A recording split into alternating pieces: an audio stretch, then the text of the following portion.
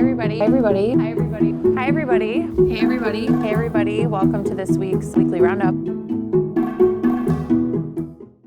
Hi everybody. Welcome to this week's weekly roundup. We're in my office for today, but I do have a long list, so I'm going to try to be quick. First things first, this week we celebrated National Public Safety Telecommunicators Week.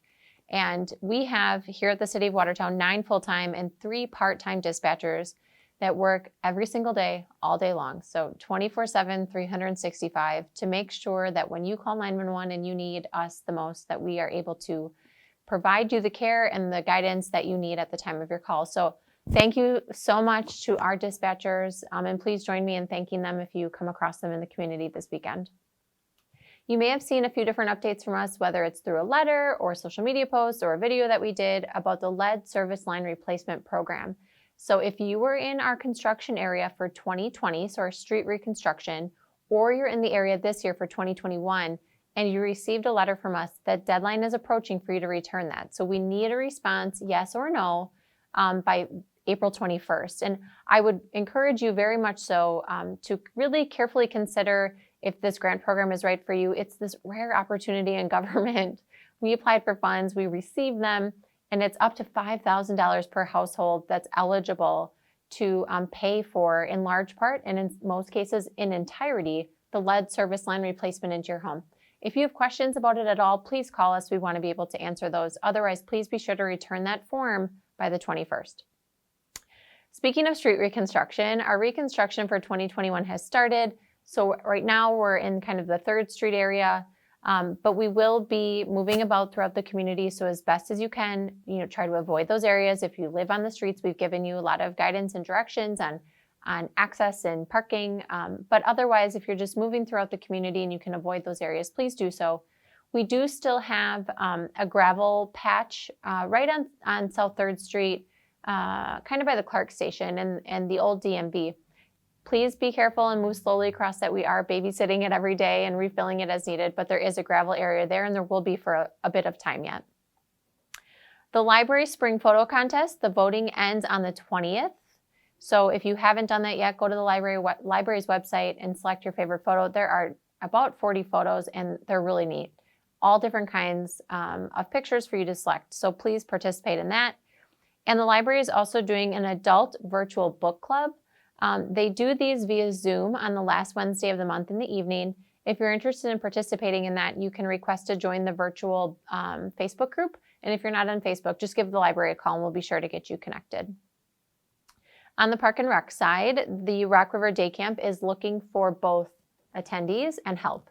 So if you're interested in using our Rock River Day Camp this summer, it's just a neat, largely outdoor way to have care for your children this summer.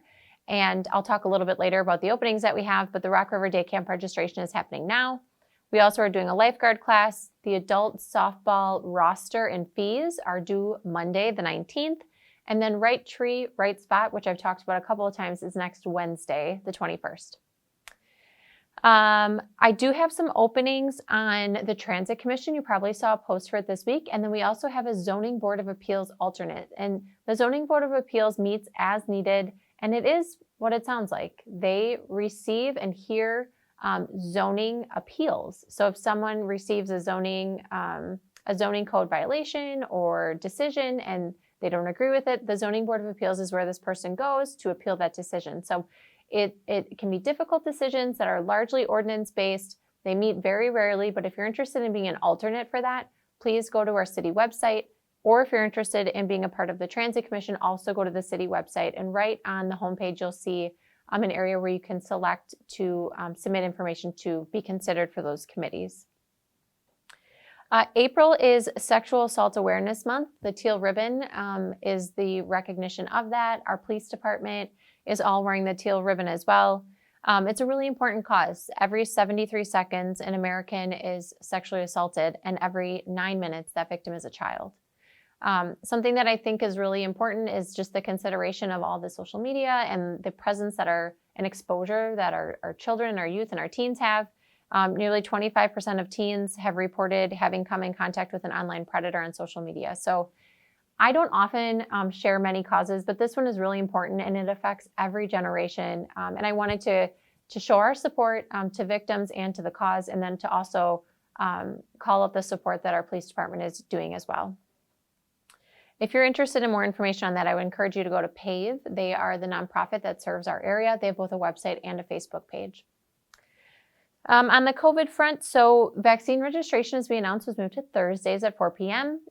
We are happy to be continuing to receive Moderna vaccine. We have not received any, I'm going to take that back. We have not administered any Johnson & Johnson vaccine here in the community. We've been administering Moderna up until this point and will continue to do so. If you're interested in registering for a vaccine, please go to the city website, go to our Facebook page. You'll see plenty of resources on how to get that information to register. We also, have been continuing to revisit our phased reopening plan throughout this year plus of time, and we have long talked about the effect that vaccine availability will have on that plan. So we've been working through a revision to the plan and to the posting that we provide every Wednesday. The health board meets, I believe, later this month, and we'll be receiving that for their consideration and approval. So if that's of interest to you, I'd encourage you to go to the city website and go to our meeting notices and watch for the Board of Health meeting.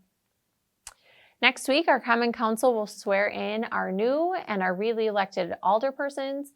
So we had the re-election of the 1st District, the 3rd, the 5th, the 7th, and we have a new alderperson in the 9th District. So we'll be swearing in those new alder people, and then we'll also be getting new committee appointments for those alder people next Tuesday. We do live stream those, and you can catch the link for that on the Watertown TV website. Last 2 items, so job-wise, we are still doing some solicitation for summer help. So whether it's at the pool or at day camp, we need instructors and leaders. Or we are also looking for seasonal help at parks, streets, and water. You can check out the city website for how to get access to that application. And we still have open the street mechanic position and the wastewater treatment plant operations foreman. That's all that I have for this week. I did get a chance to take a peek at the weather. I think it's supposed to be in the 50s and fairly sunny. So I would encourage you to head out to Brancourt Park. There is a new book on the Storybook Trail. It's called William Wakes Up. I know my family and I always like to head out and check out the new book, so I would encourage you to do that. I know some of the area greenhouses are starting to open, which is just an exciting sign of spring. And then as always, we have walking trail map. The kiosk is on Water Street. The disc golf course, biking, you guys know the options. They're plentiful in this community. So have a good weekend, everybody. We'll see you back next week.